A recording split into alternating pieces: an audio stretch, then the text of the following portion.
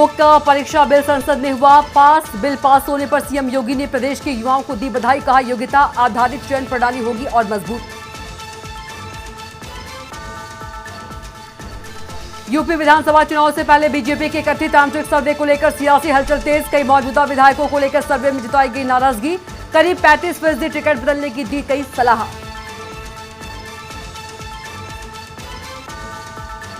उत्तराखंड में एसआईआर को लेकर गरमाई सियासत। कांग्रेस ने मतदाताओं के नाम काटने का लगाया आरोप। सीएम धामी ने विपक्ष के आरोपों पर किया पलटवार।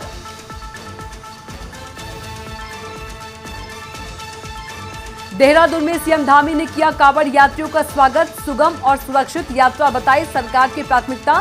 श्रद्धालुओं से की नियमों का पालन करने की अपील। हरिद्वार में गंगा घाटों की सफाई अब आधुनिक ऑटोमेटिक स्वीपिंग मशीनों द्वारा की जाएगी। नगर निगम ने शुरू किया सफाई अभियान। मशीन संचालन के लिए कर्मचारियों को दिया जा रहा विशेष प्रशिक्षण।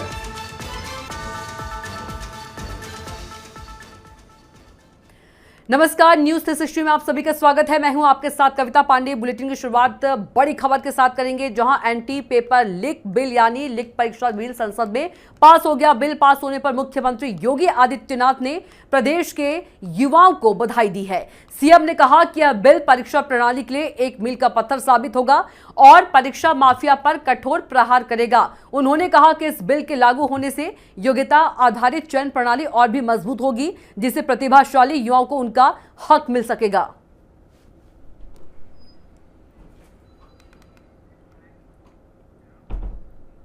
वहीं उत्तर प्रदेश विधानसभा चुनाव से पहले बीजेपी के कथित आंतरिक सर्वे को लेकर सियासी हलचल तेज हो गई है। सूत्रों के मुताबिक सर्वे में पार्टी को 190 से 205 सीटें मिलने का अनुमान जताया गया है। रिपोर्ट में कई मौजूदा विधायकों के खिलाफ नाराजगी और करीब 35% टिकट बदलने की सलाह भी बताई गई है।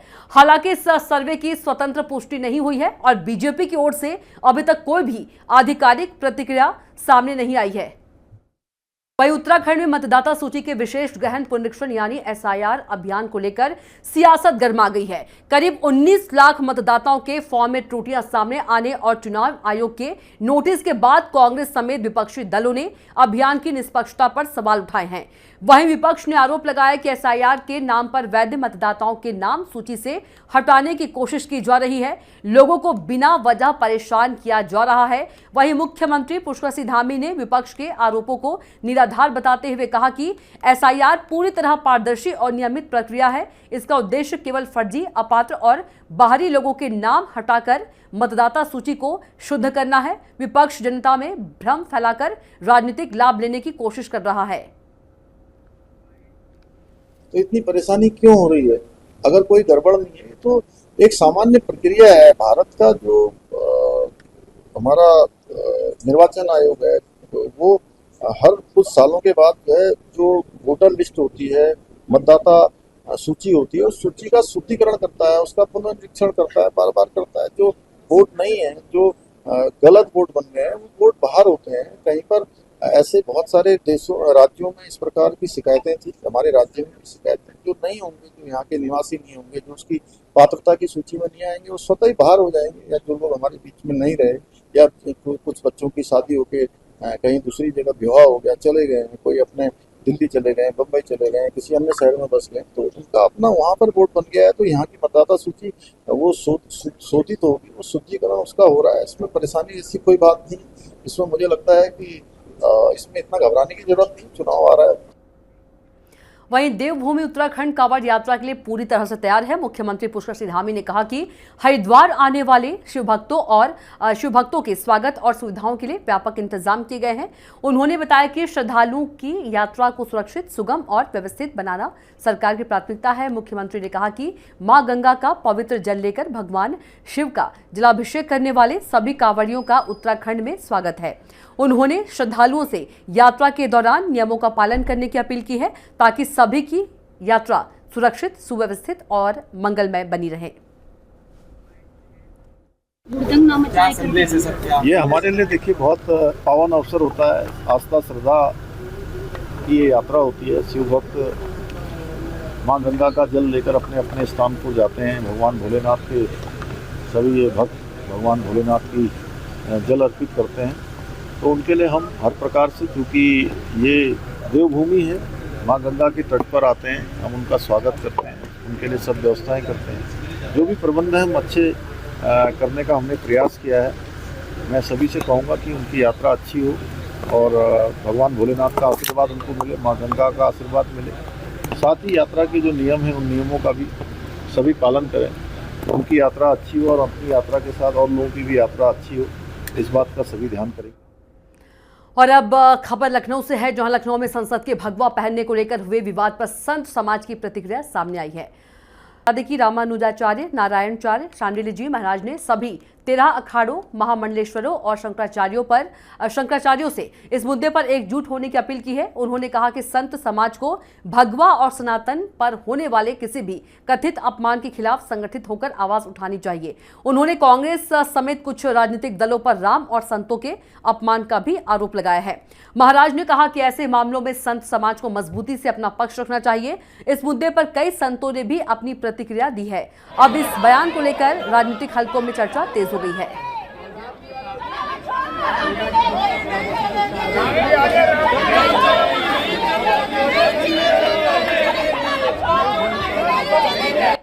आज संसद में जो देखने को मिला, ये सब महापुरुष उस समय कहाँ थे जब 500 वर्षों से या वर्षों से राम मंदिर का विवाद चल रहा था। एक ने भी यदि राम मंदिर के पक्ष में आवाज़ उठाई हो तो आज वो बिल्कुल अधिकार रखता है उस घोटाले के बारे में बोलने का। हम सब संत बहुत दुखी हैं घोटाले से और उसका विरोध करते हैं, उसकी पूरी जांच की मांग करते हैं। आज संसद परिसर का दुरुपयोग जिस प्रकार कांग्रेस, मल्लिकार्जुन खड़गे, राहुल गांधी और उनके प्रिय सांसद सजायाफ्ता अपराधी पप्पू यादव के द्वारा भगवा वस्त्रों में सनातन के अपमान के लिए किया गया। जहां तक राम मंदिर का प्रश्न है, अयोध्या के साधु संतों ने जवाब दे दिया। कांग्रेस ने पहले देश को बांटने की साजिश की, उसमें ईसाई मिशनरियों को पूरी ताकत दी। अब राहुल गांधी और अखिलेश यादव जी मिलकर सनातन धर्म का संसद भवन के बाहर जिस तरह से मजाक उड़ा रहे हैं। एक कई मुकदमों का आरोपी पप्पू यादव जो सांसद है, वो साधु वेश में भगवा चोला ओढ़ करके जिस तरह से अयोध्या की घटना की मीम बना करके पूरी दुनिया को दिखा रहा है। भारत की संसद के बाहर ये घटना चक्र, ये लोग जो संसद में नाटक कर रहे हैं, चाहे पप्पू यादव साधु वेश में आ रहे हों, चाहे संजय सिंह हों और चाहे अयोध्या के सांसद अवधेश प्रसाद हों, ये लोग कभी राम भक्त रहे ही नहीं। ये कांग्रेस के लोग राम जी को काल्पनिक मानते थे। मुलायम सिंह के द्वारा गोली चलवाई गई थी। संजय सिंह जिस पार्टी से हैं, उनकी पार्टी की नानी कहती थी कि राम भक्त राम जी ये नहीं। भगवान राम की तस्वीर लेकर के और साधु संतों के भेष में बैठ करके संसद में जिस तरीके से भगवान राम का अपमान किया है, यही लोग कल राम को नकार रहे थे। यही लोग राम जी की अस्तित्व को मानने के लिए तैयार नहीं थे। राम भक्तों पर गोली चलवाए, आज वही राम राम जप रहे हैं। और ये विधर्मी किसी मुस्लिम धर्म को, इस्लाम को, ईसाई धर्म को इस तरह नहीं कर सकते। वहां भी भ्रष्टाचार है। लोकतंत्र के मंदिर में जिस प्रकार से कुछ मदारियों ने सनातन संस्कृति का अपमान किया, ये दुर्भाग्यपूर्ण है। वह संविधान का, लोकतंत्र का मंदिर है और वहाँ एक एक सदस्य वहाँ का पुजारी है। अब पुजारियों का यह हाल हो गया कि मदारियों का हाल हो गया है। वो जिस प्रकार से सनातन संस्कृति का अपमान का ठेका ले लिया समाजवादी पार्टी के लोगों ने, कांग्रेस पार्टी के लोगों ने मजाक बनाकर रखा है सनातन संस्कृति को। ये सनातन संस्कृति वाला देश है, ये संतों का देश है, महापुरुषों का देश है, देवी देवताओं का देश है। ये पीर ओलिया फकीरों का देश नहीं, मोल्ला और मौलवियों का देश नहीं। वहीं देहरादून में बीजेपी प्रदेश अध्यक्ष महेंद्र भट्ट का 4 साल का कार्यकाल पूरा हो गया है। पिछले 4 साल के कार्यकाल की बात की जाए तो महेंद्र भट्ट के प्रदेश अध्यक्ष रहते हुए संगठन ने 4 चुनाव जीते हैं। प्रवक्ता मथुरा दत्त जोशी ने कहा कि आज का दिन ऐतिहासिक है। प्रदेश अध्यक्ष महेंद्र भट्ट के नेतृत्व में विधानसभा, लोकसभा, नगरीय निकाय और पंचायत चुनाव में जीत हासिल की गई है। विधानसभा चुनाव 2027 में भी प्रदेश अध्यक्ष के नेतृत्व में बीजेपी हैट्रिक लगाएगी। उपलब्धियों भरा कार्यकाल रहा है और निश्चित रूप से 4 चुनाव जीते भी हैं, चाहे विधानसभा के चुनाव हों, चाहे पार्लियामेंट के चुनाव हों, नगर निकाय के चुनाव हों, उपचुनाव हों और आपके पंचायतों के चुनाव हों। तो भूतपूर्व विजय भी हासिल हुई है और बहुत ही महत्वपूर्ण कार्यकाल और बड़ी उपलब्धियों भरा कार्यकाल माननीय अध्यक्ष जी का रहा है। और निश्चित रूप से 2027 का चुनाव भी अध्यक्ष जी के नेतृत्व में लड़ा जाएगा और 2027 में भी भारतीय जनता पार्टी इस प्रदेश में अपना परचम लहराएगी।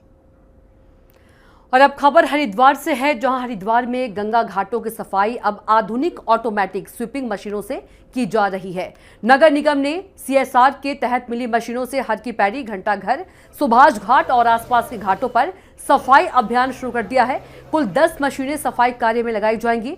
नगर आयुक्त नंदन कुमार ने बताया कि कांवड़ मेले के दौरान बड़ी मात्रा में कूड़ा जमा होता है, जिसे ये मशीनें तेजी और बेहतर गुणवत्ता के साथ साफ करेंगी। मशीनों के संचालन के लिए नगर निगम कर्मचारियों को विशेष प्रशिक्षण भी दिया जा रहा है।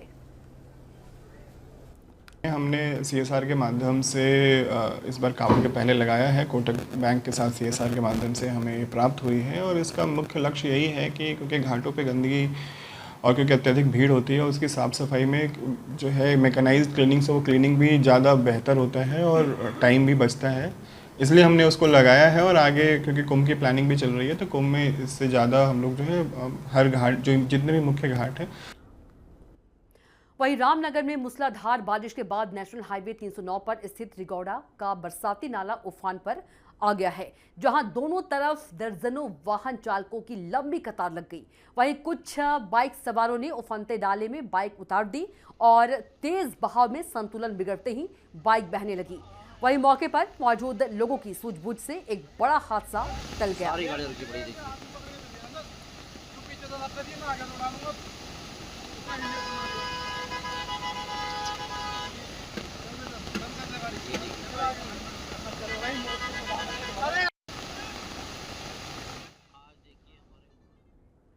वहीं रुड़की में खाद्य सुरक्षा विभाग की बड़ी कार्रवाई। आपको बता दें कि जहां खाद्य सुरक्षा विभाग ने फास्ट फूड प्रेमियों की चिंता बढ़ा दी है। अगर आप भी चाउमीन, मोमोज या अन्य फास्ट फूड के साथ टमाटर सॉस और सोया सॉस का भरपूर इस्तेमाल करते हैं तो यह खबर आपके लिए बेहद जरूरी है।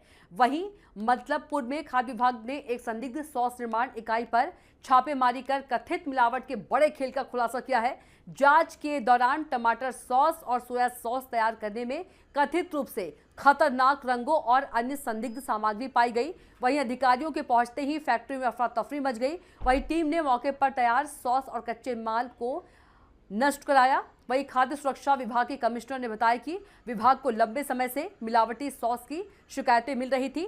वहीं विभाग ने कहा कि दोषियों के खिलाफ सख्त कार्रवाई की जाएगी।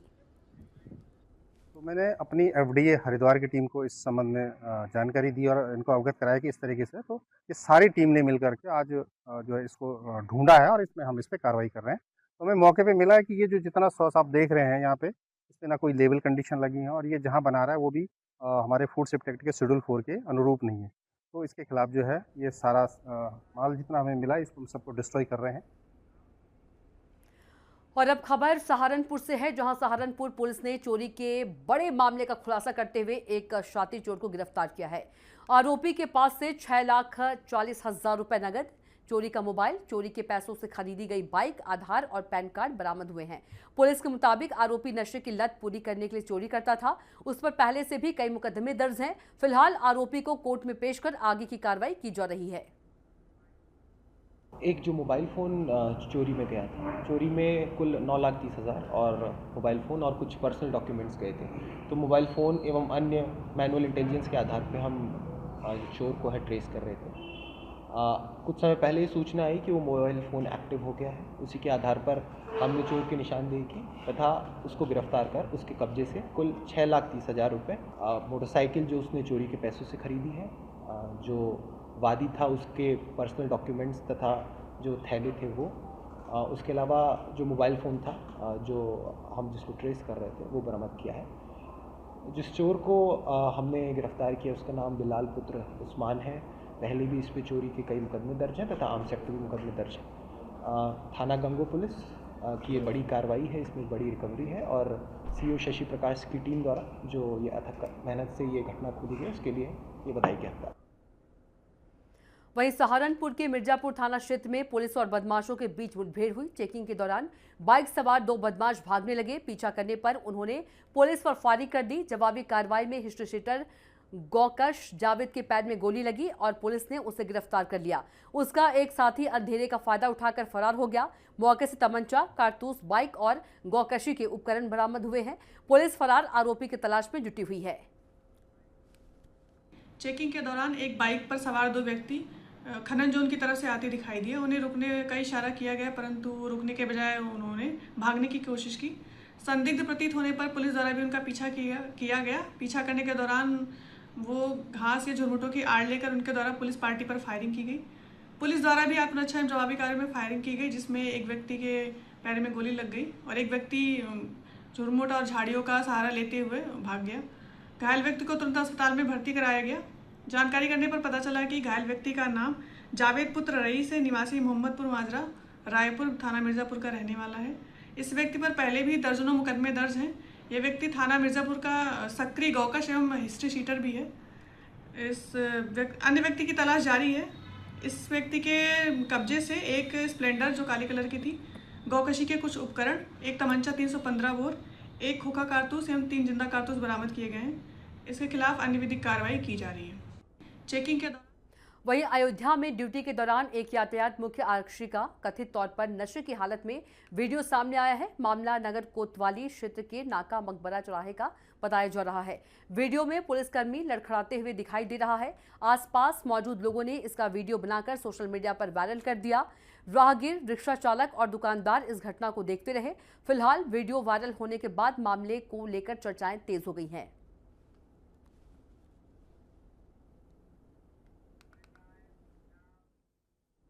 वहीं ललितपुर के सौजना थाना पुलिस ने नकली चांदी के आभूषण बेचकर ठगी करने वाले 3 आरोपियों को गिरफ्तार किया है। पुलिस के मुताबिक आरोपियों ने एक व्यक्ति को नकली कमरबंद और पायल चांदी के बताकर गिरवी रखे और 70,000 रुपए की ठगी की शिकायत के बाद पुलिस ने सीसीटीवी फुटेज और सर्विलांस की मदद से तीनों को पकड़ लिया। उनके पास से नकली आभूषण बरामद हुए हैं। आरोपियों को कोर्ट में पेश कर आगे की कार्रवाई की जा रही है।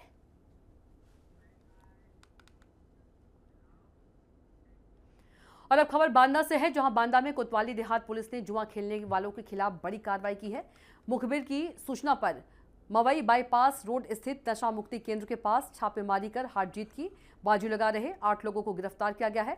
पुलिस ने मौके से 52 ताश के पत्ते, करीब 2,06,000 रुपए नकद, एक 2 पहिया वाहन, 3 कारें और 9 मोबाइल फोन बरामद किए हैं।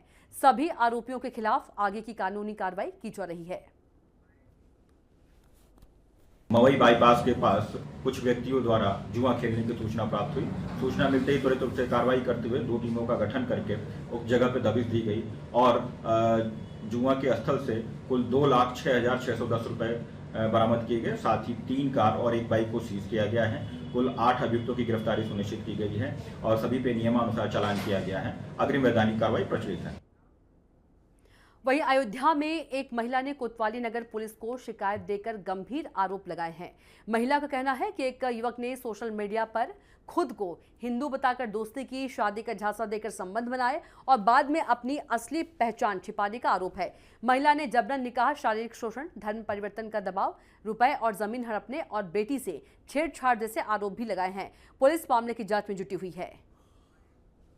आज यही शिकायत इसलिए लेकर आए क्योंकि हम बर्दाश्त तो सब कुछ करते रहे, जो भी वो हमारे साथ करते रहे, निकाह करके चले गए, अपने भाइयों को भेजते रहे, हमारे साथ गलत करते रहे। सब लोग वीडियो बना लिए थे, वही वीडियो वायरल करने के बहाने जो मतलब हमारे साथ डरा डरा के काम करते रहे सब के सब। और ये क्या कहते हैं, निकाह भी उसी से धमकी देकर हमसे करवाया। वही 8-10 साल हो गया। हाँ, वो बच्ची हमारी, मेरे पहले वाले आदमी की है वो बच्ची। उसके बारे में ये लिखा है सर कि उसके साथ भी ये जब जब आते हैं हमारे न रहने से मेरी बेटी के साथ जो है बदतमीजियां करते हैं, मतलब उसको हाथ पैर दबाने के बहाने वो उसे छेड़खानियां करते। वहीं बागपत के छपरौली में निर्माणाधीन मकान का लिंटर गिरने से बड़ा हादसा हो गया। मलबे में दबने से ससुर दामाद समेत 2 मजदूरों की मौत हो गई, जबकि एक अन्य मजदूर गंभीर रूप से घायल हो गया। हादसे के बाद स्थानीय लोगों और पुलिस ने राहत कार्य चलाकर घायलों को बाहर निकाला। घायल मजदूर का अस्पताल में इलाज जारी है। पुलिस ने दोनों शव पोस्टमार्टम के लिए भेज दिए हैं और हादसों के कारण की जांच शुरू कर दी है। थाना छपरौली क्षेत्र अंतर्गत मोहल्ला कुरैशियान से सूचना प्राप्त हुई कि एक निर्माणाधीन इमारत में छज्जा गिरने की वजह से 3 उसके अंदर दब गए हैं और इसमें तत्काल थाना पुलिस के द्वारा सभी को रेस्क्यू करके अस्पताल ले जाया गया। इसमें 2 की दुखद मृत्यु हो गई है, एक बहुत गंभीर रूप से घायल है, उनका इलाज चल रहा है। थाना छपरौली पर आवश्यक विधिक कार्रवाई की जा रही है और कानून व्यवस्था संबंधी कोई समस्या नहीं। इसी के साथ फिलहाल के लिए बुलेटिन में इतना ही। आप देखते रहिए न्यूज़ 360। नमस्कार।